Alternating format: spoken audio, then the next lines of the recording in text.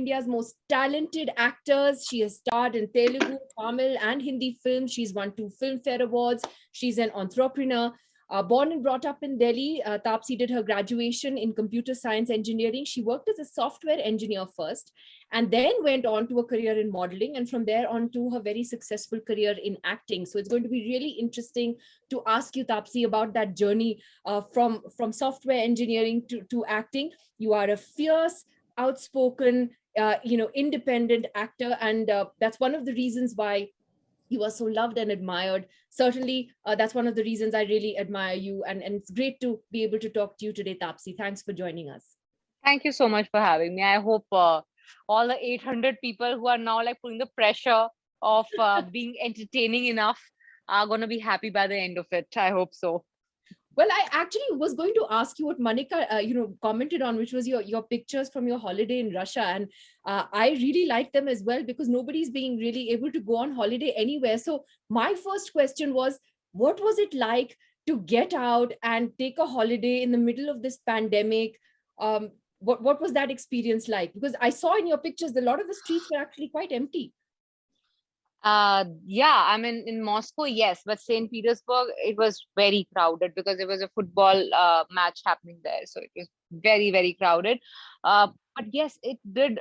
I wanted to go there to feel normal. Like it's not as bad as it was getting when I was here, like in my head at least. So I wanted to feel normal, that life is not finishing as yet, because you almost had that feeling because you were losing so many people in your life who you knew personally. So I wanted to feel little normal and roam about on streets, sit in a cafe on roadside, and just walk without a mask, or just to feel that fresh air on my face, and without worrying about who is clicking my picture, who is commenting and judging me for the way I'm looking. So there's certain kind of freedom that we enjoy when we step out of the boundaries of the country. So I wanted to feel that, so I feel rejuvenated enough to come back to a lot of work that is waiting for me. So I just did that. That's great. And what was the lockdown like for you personally? I mean, everyone's had their lockdown stories, their struggles, the issues that people are still dealing with. But for you, what was that like? This particular lockdown was hard. It was difficult, much more than the last one, because the last one was, the first experience. So you're still trying to wrap your head around it, trying to like see the good and the bad side of it, trying to like discover new things about yourself. In those 4 5 months that you want to know, like you're just like at peace with yourself. You've never gotten that kind of time with yourself before. So that way, somehow managed to get through the first lockdown. But the second was very sudden, because I was busy filming, and then suddenly the lockdown was called, and uh, we were at home, and it just didn't seem like it was ending, and we started losing a lot of people we knew. The cries for help that were coming not just on my social media but on my WhatsApp on daily basis. You wake up to news like, okay, this one is no more, that one is no more, and it's not like those big famous names. They are the ones coming from your extended family, or the immediate family of your best friends. And I lost my editor of Rashmi Rocket in this pandemic, this lockdown. These were when they happen once in a while, you were at least able to get out of it. But when they happen on daily basis, you before you recover from one news, there's another one hitting you, which eventually takes a huge toll on your mind, and that's exactly what happened. So I was yearning to get out and feel that, okay, my life is not ending as yet, because it almost felt like that, because you were like, okay, this feels like it's never going to end. You almost had that hopeless feeling that this is never going to end.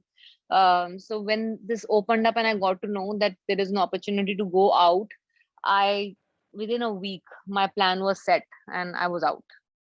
When you said that the lockdown, in a way also gave you an opportunity to learn new things about yourself, is there something you can share with us about what you learned about? Yeah, I never thought I could cook so well. I don't like cooking. I detest it. I don't like getting into the kitchen at all. I love eating. So I enjoy my food a lot. I love my food, but I don't like cooking it. Too much of patience is required for that. It's an art, and I never thought I have this art which requires a lot of patience. So I had no other option. It was just me and my sister. We were stuck. So after the first day of cooking that my sister did, I realized I don't think I can survive this whole pandemic or this whole lockdown with her cooking, because it just didn't taste that well. So I was like, for a person who loves to eat so much, like I love eating. So I say, if I have to stay sane in this lockdown, I have to take the control of cooking in my hands. So I started cooking.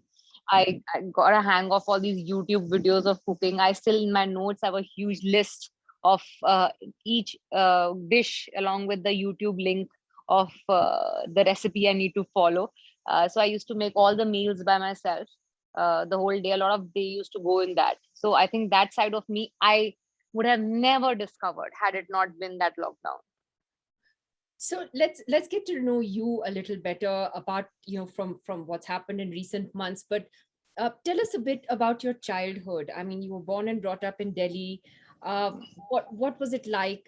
We know you have a sister. Are there other siblings? Was it a, what you would say, a regular, normal childhood in that sense? I think normal childhood is very underestimated. So everyone likes to hear some kind of like crazy up and down story of childhood of a person who is like a public figure right now. But fortunately or unfortunately, I didn't really have a crazy childhood. I had a very normal, regular childhood, uh, with a regular middle class family where the father goes to work, mother is a housewife, a homemaker. I have a younger sibling, my sister, the two girls in the family. So very concerned parents about what time are they leaving from home, what time are they coming back home. Their curfew timings.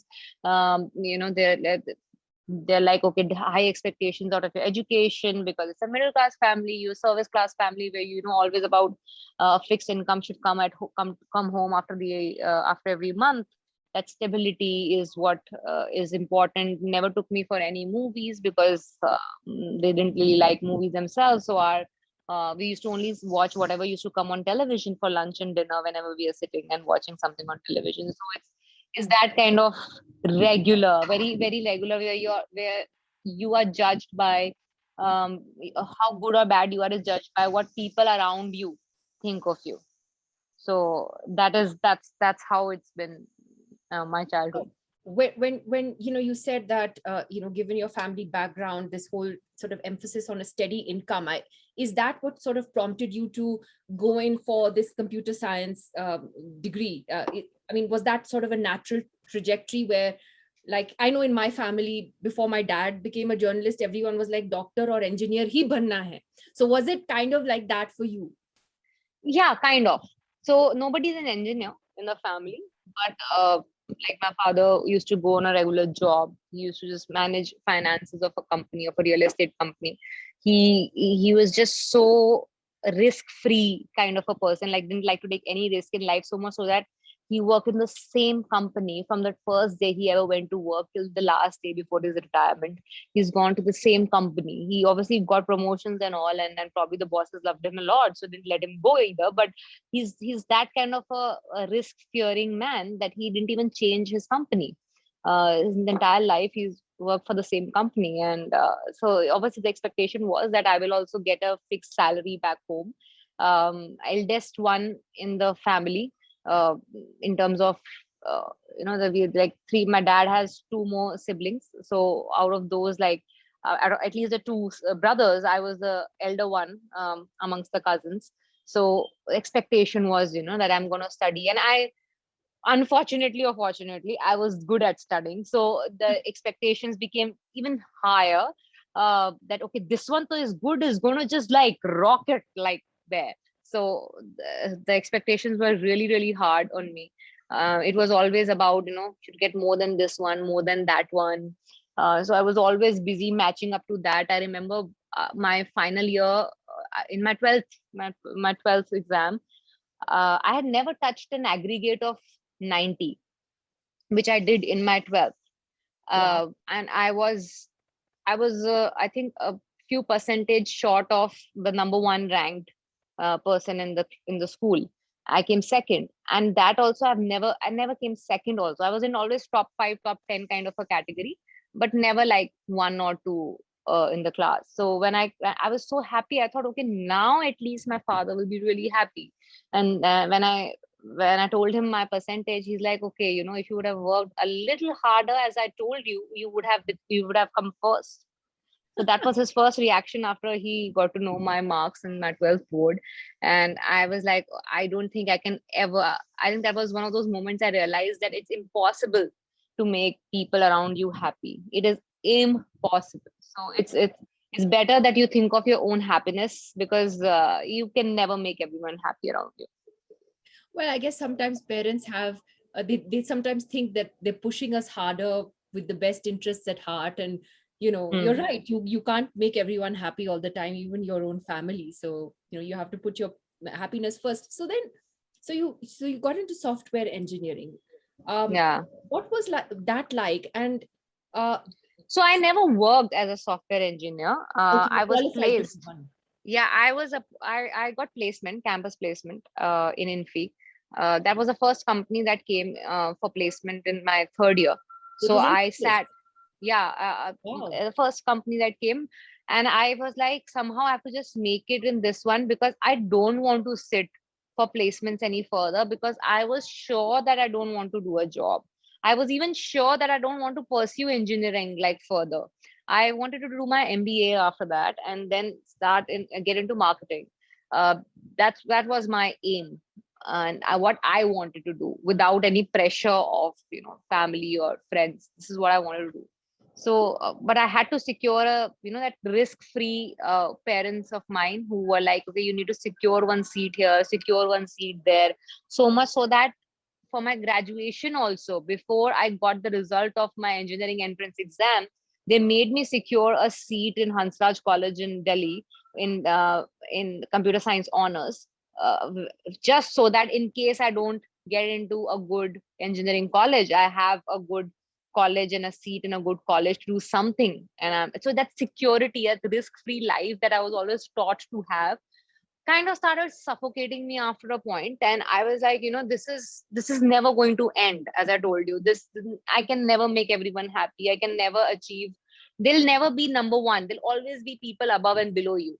There'll always be. Now it's your perspective. Where do you look? You always keep looking at the people above you and say, oh my God, I didn't get this. Or you look at people below you and say, okay, I would have been there also. So you should be just happy that you could make it till here. So I had to like take that decision after a point and live for myself and my happiness than to reach those lines that people had sketched for me to achieve. You may not compare yourself always to other people. Yeah, Put just your think own of, yeah, standards. it's one life. It's my life. It's one life. I'm not going to get to live it again my way. This is the only life I have. I have to live it my way. So what was it like when you told your sort of risk-free, risk-averse parents that you want to become a model? How did that happen, and how did they react to that? So Was that didn't, like, it was not a career move. It was a pocket money move because I did not, I mean, my parents never gave me a fixed pocket money, because they were like, okay, whenever you need money, you ask for it. What is it for? And we'll give you the money. So, when you turn 18, you feel like, okay, now you're an adult. You want to spend money the way you want to. And I've always been the odd one in the family who never liked to look at the menu from the right to left. So it's always been, I want what I want without looking at a price tag. So it used to be, used to be nightmares for my parents when we had to go out for shopping, because I used to get instructions for like minutes and days before, that you will not do this, you'll not do that, you'll not behave like this, you'll not, because if I like something, I want to get it. So I think then they were like, okay, when you start earning is when you'll know the value of money. So I said, okay, let me just try and earn it, and then let me know what is the value of money. So I wanted to earn my own money so I can spend it without made to feel like it's a sin to spend so much money. So that's why I started modeling, because that's the only thing I could do along with my graduation. So in my second year, by the second year, I knew that I don't want to pursue engineering. I just liked maths and physics, is why I got into engineering, but I don't want to do it for the rest of my life. I'll do my MBA. So I'll just finish my engineering properly. I'll not leave it in between. But I'll do something else to earn some money also, which I can spend. So I started doing that, and I remember me and my mom went for my portfolio shoot without telling dad, because we were 100% sure that is never going to let me do it. And obviously we hid it from him for a long time. I used to go for a photo shoot in Delhi like once in a week or something, bunking a few classes, and earning some money for that photo shoot, and spending it. And then he got to know after some time, when my pictures started appearing on hoardings and newspapers and editorials, because I Then was, he, yeah, because I was only shooting for, like, in Delhi you don't really do much of ramp show, and I was not keen on doing ramp show because they were used to be like late night shows, which I couldn't. There's a curfew timing. I could only do these photo shoots for brands, and they started appearing in magazines and all of that. So I figured out it's time that I'll have to tell him, confess to it. And he got to know after some time, and he was extremely upset. And obviously now he really denies all of that, doesn't own up to that. But he had sleepless nights. He was just like thinking, because in his head he thought my girl is going to not stop studying. This was the only one in the family who used to get good number, because they had literally no expectations out of my sister. They were like, my sister, they were like, you just pass. Somehow you just pass. That was the instruction given to my sister. And for me, it was always like, you need to top, you need to top, you need to just be the best all the time. So he was really scared that I'll leave my education in between because of this fame and this, this whole thing that comes, glamour that comes with this industry. And I had to really make him believe that I am not a person who's swayed away by glamour and fame, because I didn't even do a school play or drama that much. Like, I was never interested. I'm a trained dancer. I used to love performing, but not like, I never thought of it as a profession. It was just a hobby always. So it took me a little while to convince him to let me do what I want to do, and I'm not going to shortchange my education for that. Finally, he gave into it when he realized that I used to get good numbers after the end of every semester. Eventually, passed my that I did my graduation with distinction. So he kind of believed eventually when he started seeing the results. Yeah, and then the struggle was to ask him to let me use 1 year of my life the way I would want to, by giving the films that I was getting offers for films because of modeling. So I thought I'll give it a shot, because I can try films right now. MBA I can do a little later, because anyway I didn't clear the kind of colleges I wanted to go to in the first attempt. So I thought I'll give it again the next year after dropping 1 year. So meanwhile I thought I'll just like earn a little more money and learn something new and go and act. I'm getting offers anyway. So that was again a little bit of convincing required, but this time it was not as hard as the first one, because he believed that I genuinely will come back and finish my MBA, and it was just a fun thing that I'm trying with my life. And I asked for that 1 year out of my life, and he gave me that, and I went and I um, did two films actually, simultaneously, one Tamil and one Telugu. I was probably one of those few debutants who was shuttling between two films, two languages, because I was just doing it for the sake of experience, just like, trying something, experimenting in life. how did you get proficient in the languages? I mean, you were born and brought up in Delhi, so how did Tamil and Telugu happen for you? Yeah, you learned. So I thought I will learn it, because, when on the call, when I used to get these offers, I used to tell them, listen, neither do I know how to act, nor I know the language. Yeah. So how are we going to do this? So then those people there were more confident than I was. They were like, we'll teach you language, we'll teach you how to act. So I was like, okay, fine. If they're so confident about it, for me, it's an experience in life. Let me just go and see what happens. So someone who never even went for night stays or night over stays to friends' house in Delhi, because that's how strict my family was. I packed my bags and landed from Delhi in Madurai to shoot my first film alone. No mom, no dad with me, no sister, nothing, alone. And since then, I have been traveling alone, never really had family accompanying me on any set. And yeah, I mean, I think my dad just saw the result of the films. I got three films before even the first one released. So the buzz was so good because of the kind of directors I was working with. I did my Google research well before signing the first film. So I think that kind of like made him feel like this is something probably that is destiny. And I don't think anybody can fight their destiny. But that's quite incredible. I mean, a girl from Delhi going on to do films in the South and doing them in two different languages, and it was a big success for you. I mean, that's where you had your initial success, as you pointed out. And then you moved on to the Hindi film industry, and you've spoken about this in the past about how you were basically an outsider, Hmm. no godfather, no connections, and the industry wasn't exactly the most welcoming to you. Hmm. Tell us Hmm. a bit about that and the challenges that brought with it for you. So obviously, I mean, it's not like it was a hidden secret or something that it's going to be difficult. Anyone who says that probably has not done their homework well, and it's their fault. uh, I knew that I'm an outsider. It's going to be a difficult journey. It's going to be a longer route. It's going to be harder. But if I achieve what I am out there to achieve, the credit will be solely mine. And there is no bigger joy than that. Trust me. Today, there's nobody who can stand up and say, "Ke ye meri wajah se, because of me, this girl is where she is." Nobody can do that. That's so gratifying because you can take the credit of your own success. That's so fulfilling as a person, which nothing can match. So I am very very proud and a very I'm very happy outsider, not a bitter one. I had my share of struggles. I'm proud of those because that really made me, or failures that really taught me what is this success worth.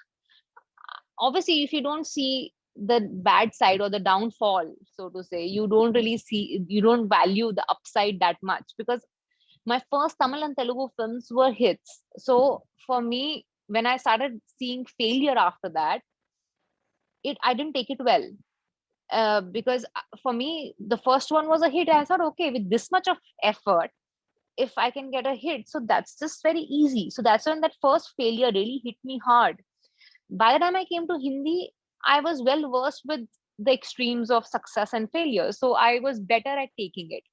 But it was a bigger pond. There were too many fish, like in this particular pond. So it was, uh, and you had done a certain number of films when you were coming from South. But here you are being treated as like any other struggling newcomer, which used to initially feel like, okay, it's just because I've not worked in Hindi, I am a nobody for them. But I have put more effort and given, better results than a lot of others who are sitting ahead of me in events, in the rows ahead of me. But I was obviously treated like someone who is just like, beginner, struggling or whatever. I knew I will be treated like that. But when I got a taste of that, it didn't feel that good. So I thought, better than being bitter, I'll just go back home and stay there till the time they actually know, what I'm really worth eventually. So I waited for a couple of years, didn't attend any events, any of these big award shows, or I waited for a few years until it valued to have me. And then I started attending all that, where then I was treated differently. Yeah, rejections are the ones that make you get back stronger. I've been thrown out of films. I've been rejected for like really random reasons, including that the hero doesn't want you to be in the film, which is very very random, I feel. So I have had like some really crazy, bizarre, misogynist, patriarchal experiences in the industry, outsider versus insider kind of experiences where someone else just gets an edge because there were people don't even let me sit in an interview with a big journalist because I'm an outsider, and it takes me like years and consistent success for me to even sit across big journalists. And there are people who even before their first film releases are sitting across and getting that platform to tell about their journeys, which has just not even started.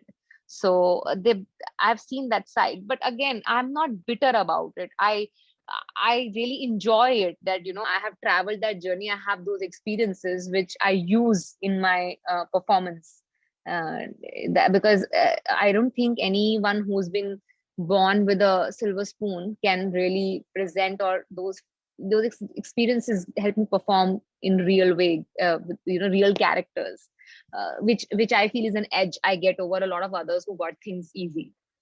That's a very, very interesting and a positive way to look at it. That's terrific to hear. And in fact, we have so many questions, from our students and other participants. Ashish, are you there? You have a question for Taapsee? Ashish? Good evening, ma'am. Hi, good Uh, evening. yeah, good evening, ma'am. It is so nice to actually finally uh, you know talk to you. I've been actually waiting for it. I know. Oh, thank you. Yeah. What's your So question, Ashish? yeah, ma'am. So the thing is, my question is, I mean, more especially in South India, we have many things which surround a woman, actually a girl. The stigma which they have. I mean, films are not for our child. Films are for somebody else. Modeling is not for an married woman and all that. So why, I mean, so I How do you want to overcome hear, that? like, yeah, like, you know how do we actually tackle all that, Good question, Ashish, because Taapsee is all talking that about the misogyny of the film industry yeah. in general. Taapsee, you want to take that? Thanks so much for your question, Ashish. Thank you. Thank you, ma'am. Misogyny and patriarchy is not just in our film industry, it's everywhere. We live in a patriarchal society. So I think every sector, there are hardly any sectors who are actually devoid of patriarchy or misogyny. So our film industry is not any different.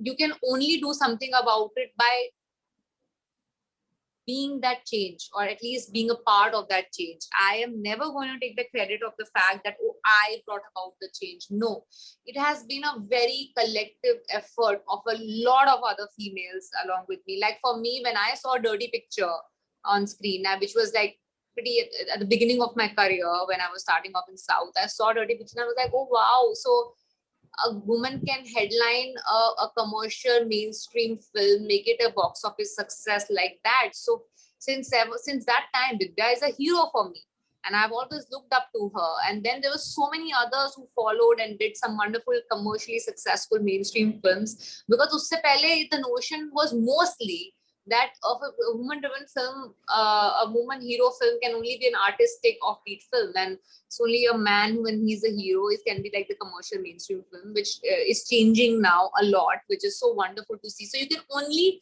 expect a change when you become a part of it or you add to it. So I'm doing my bit by doing that.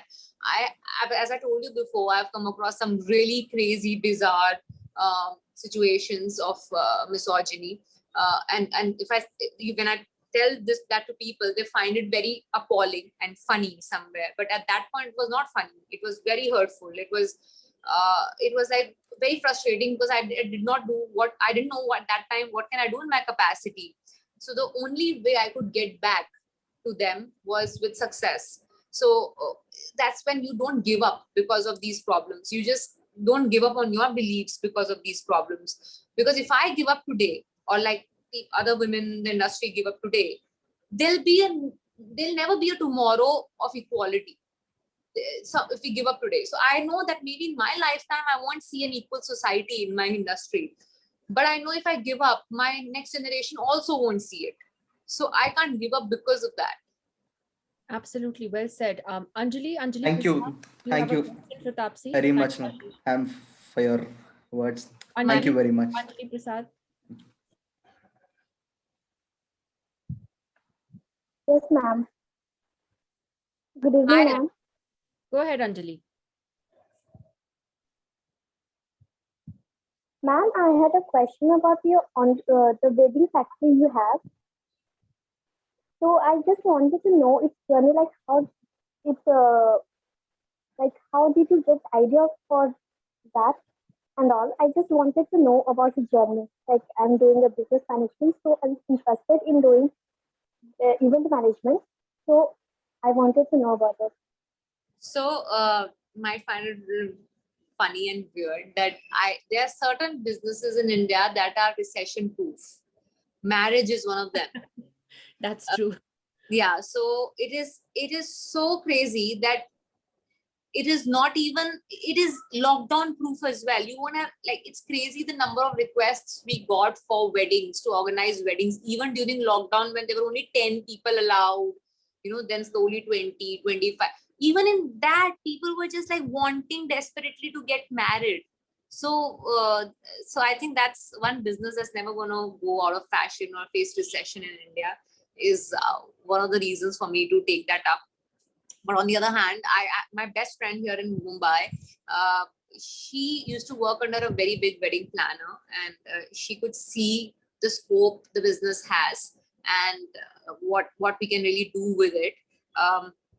And then I think she shared that idea with me, and I said, okay, I'm gonna put in invest some money in this along with you, and my sister will handle it on my behalf, because I can't be really on ground. My sister is good at organizing events and all. She's gotten her diploma in that, so she's the one who's handling it on ground, what my part of the partnership, and that's how it started. Now it's been, I think, 5-6 years, at least 6 years, I think there has been going on, and it's been going on quite well.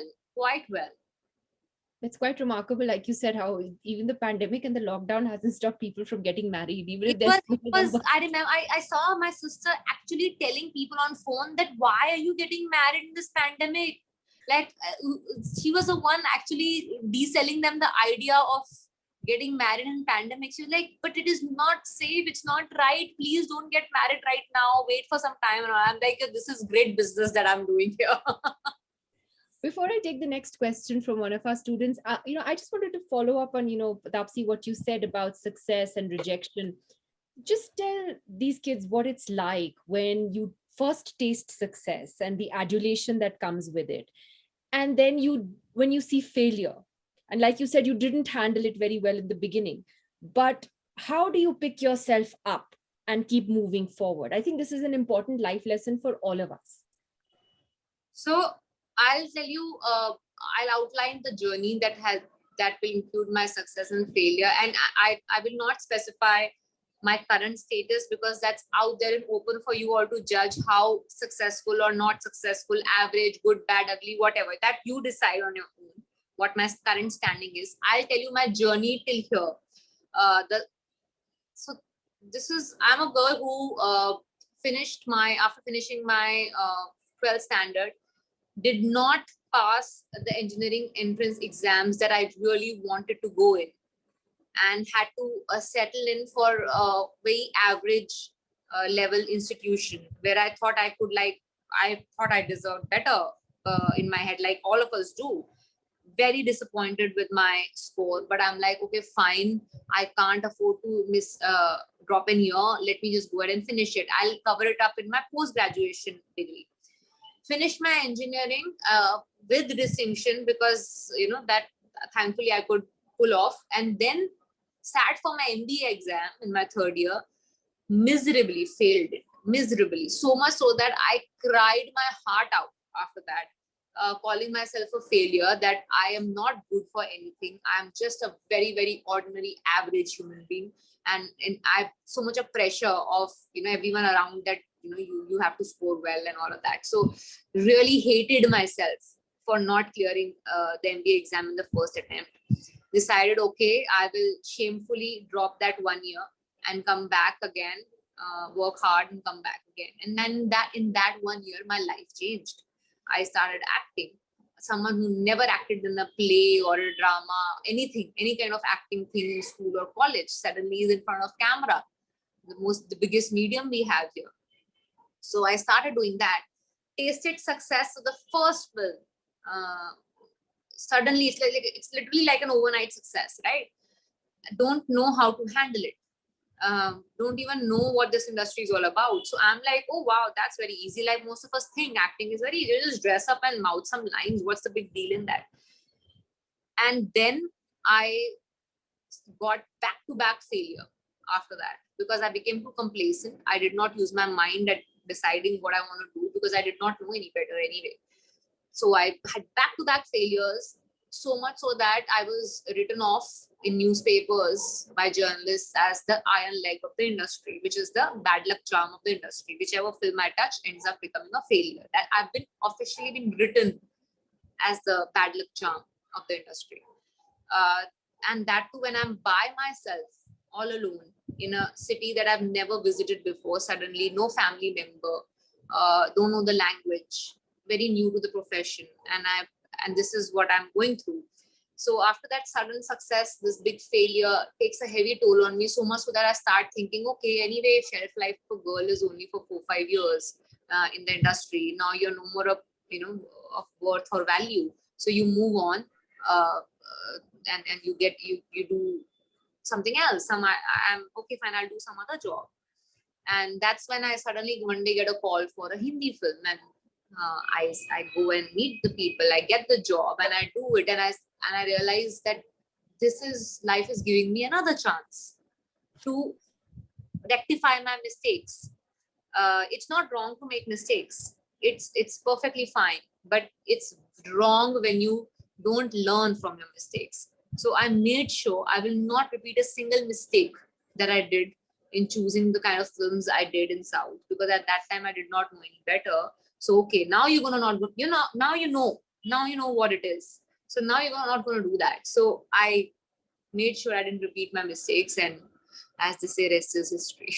That's great, because that's what life is. I mean, you have success, you stumble, and it's we all do, and then it's how you pick yourself up from that and learn from that. So I think that's something that will really motivate a lot of people listening here today.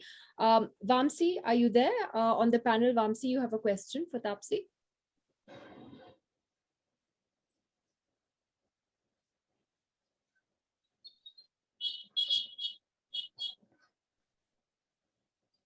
Hi, Vamsi, are you there, or should I go on to the next speaker? Okay, Saurav. Is Saurav there? Yes, ma'am, I'm here. Hi, Saurav. Ask your question. Good evening. I have this question which comes to play with this current scenario that we are in, where everything is going digital and platforms like Netflix and all, and you guys are promoting to launch films on these platforms. The thing of piracy is increasing. So are you guys aware of it? And as a business opportunity, is it not challenging for you guys to tackle this problem? But I want to know, was it not there when we had films releasing in theater? Yeah. It was there. We were still fighting this problem. So the problem still persists. So, ma'am, I wanted to know, industry, what the steps is being taken so that to stop this. So there is an anti-piracy cell that is there in the industry. Every time a film releases, the producers are in touch with that cell, and they make a team of their own who try to track down all such links and try to bring them down. But as you know, digital imprints are very difficult to pull down. Like it's humanly, you can say, almost impossible to pull all of them down. Because somewhere or the other you end up missing out on a few, and then they just explode somewhere. It's something that's beyond your control. So ma'am. But sorry, to be fair, we have to let other people ask questions. A lot of people have raised their hands. So thank you for your questions. In fact, I remember piracy was a much bigger problem, I think. I mean, this is just anecdotal earlier, because you would get those pirated CDs all the time, and I don't see that anymore. Jaya, are you there? Jaya Kota from the GITAM team. Hi, Jaya. Go ahead with your question. Hi, Taapsee. Nice to see you here. I have 3 quick questions, very quick ones. The first one is, any one character in your films which is you feel, according to you, is very close to current days scenario which women are facing? Okay. I think I've done too many of such kinds. Yeah, it's difficult for me to pick. The current day women are facing almost all the problems that I have showcased in most of my films. You be it Pink or be it Thappad, it's there. Those problems are still, even Manmarzi, that commitment phobia and the problem and those confusions in your love is what today's young generation is facing. So I think most of my character derives their inspiration out of the real women. Real life experiences. Yeah. Jaya, one more question and then I'll have to move on.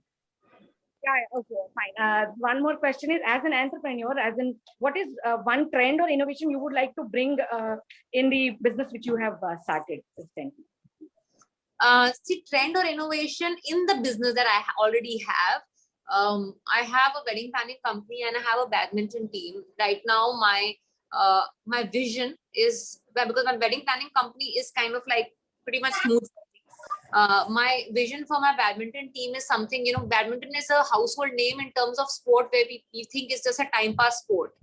We don't really value or see it like an international standard sport, actually, which it is. So I really want to get the level of seriousness in terms of how audience perceives badminton as a sport higher than what it is, get it more commercialized than what it is about, because there's a huge gap between the amount of money our cricketers earn and the amount of money our badminton players earn. I wish my goal is to eventually minimize that gap. Yeah, that's actually very true of any other sport apart from cricket, or most of them. Joshua, are you there? Thank you. Bye. Yeah, I am here. Hi, Joshua. Go ahead with your question. Yeah, good evening, everybody. Yeah, I just wanted to ask a simple question. Like, out of all the movies you've acted in, which do you think has had a lasting effect on you? Not because it performed really well in the box office, not because it was commercially big hit, but because it had a lasting impression on you, or because the experience of working on it was just otherworldly, something we just can't forget.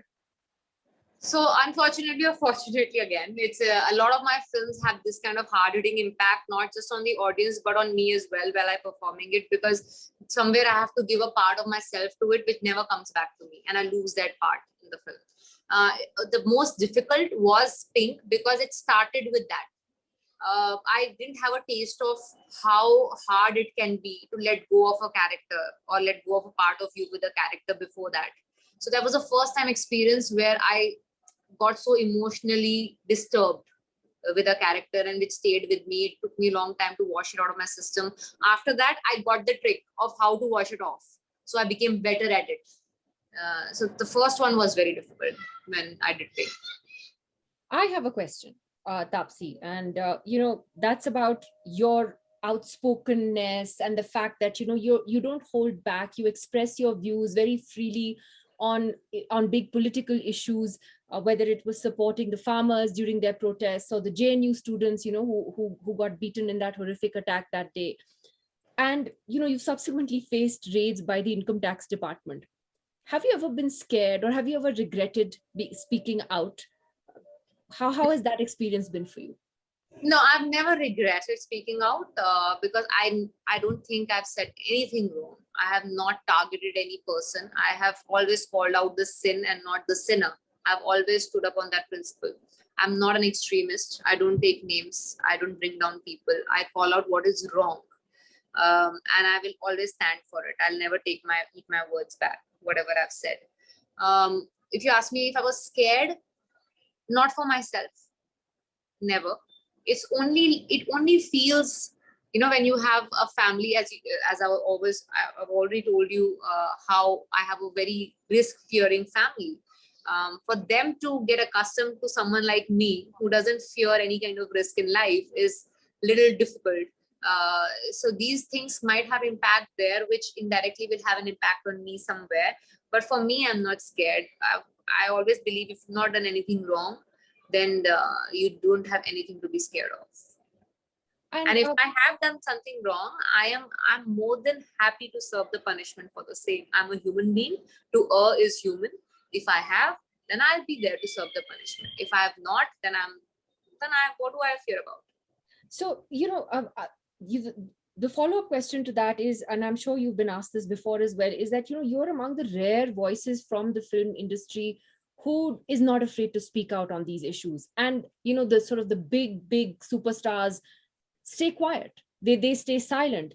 Do you think they should speak out more on issues that are relevant to all of us as citizens? Or do you understand why many of them just keep quiet?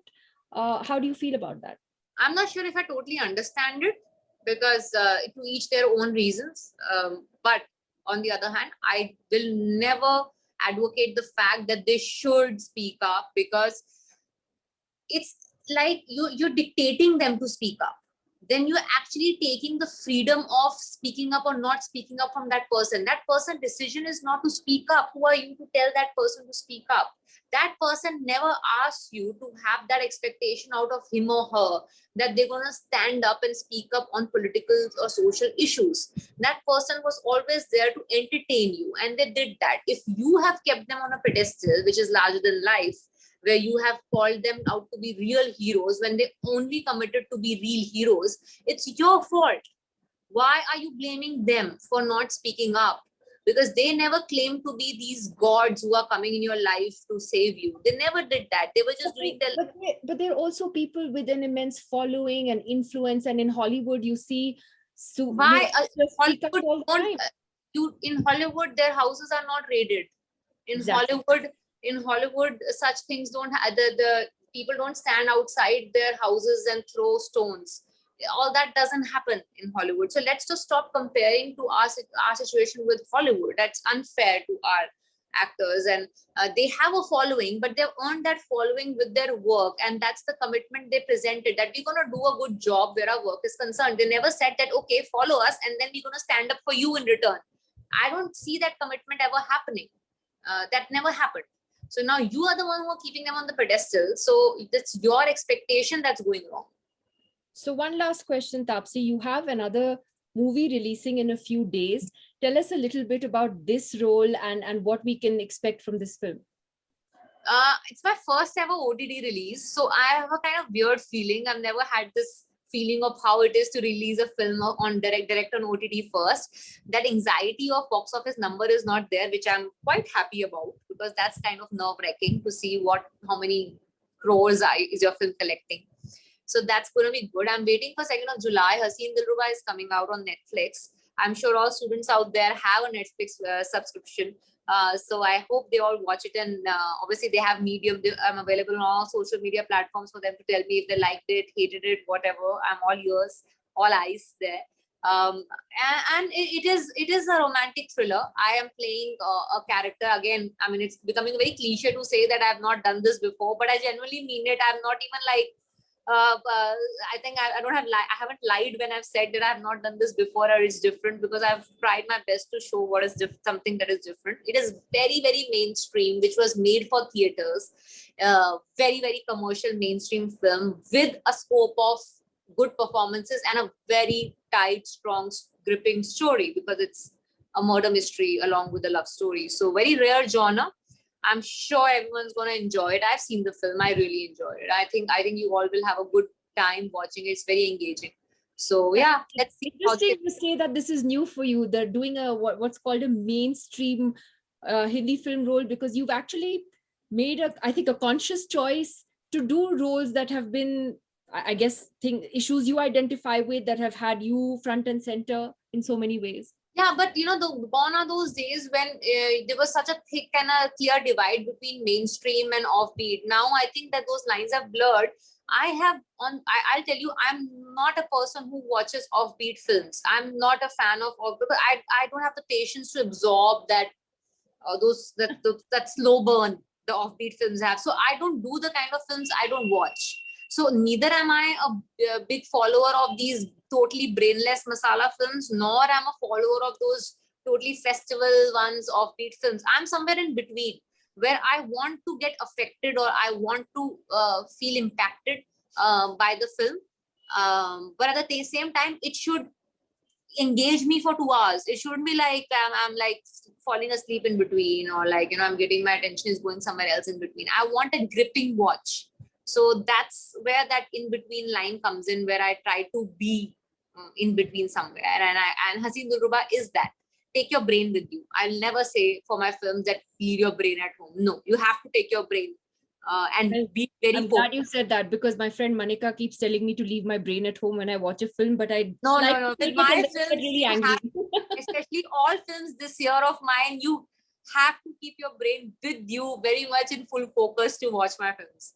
Taapsee, thank you so much for taking out this time. I know you're busy with lots of promotions at the moment, but to come and speak to our students, to our student community, and all those who registered here, it's been so wonderful to listen to you, how you got here. And I would like to say a special hello to your parents and, say thank you for encouraging her to do this and pursue her dreams at the end of the day, especially your dad. He sounds a lot like my dad. letting me do, at least somehow letting me do what I wanted to do. Yeah. That's really terrific. Thank you for joining us. Thank you so much. Thanks, All the everyone. best. Thank you, everyone. I hope you have a good Bye.